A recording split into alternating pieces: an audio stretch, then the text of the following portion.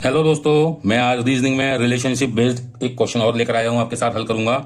इस क्वेश्चन में कहा है, introducing a man, a women said his wife is the only daughter of my father.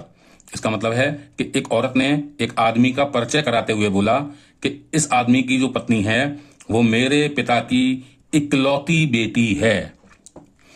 तो उसने कहा है क्वेश्चन में, how is that man related to the women. तो उसने कहा है कि वो आदमी जिसका परिचय कराया था उस औरत ने, उस औरत से किस तरह से रिलेटेड है, किस तरह से उनका उनका रिश्ता क्या है आपस में।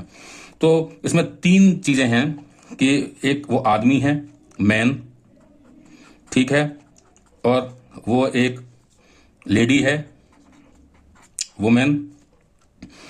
तो इस आदमी का परिचय करा रही है वो, इनका रिलेशन हमको निकालना है, क्या है relation.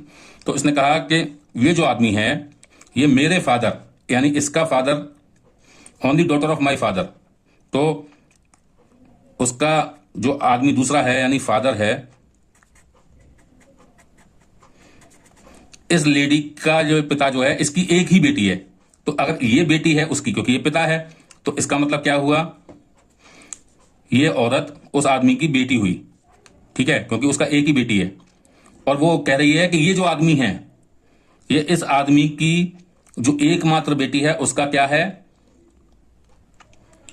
His wife is the only daughter of my father, यानी इस आदमी की जो वाइफ है वो इस आदमी की अकेली लड़की है। तो ये लड़की अकेली है इसकी, तो ये आदमी की जो वाइफ है यानी ये आदमी इसका क्या हुआ, हस्बैंड है।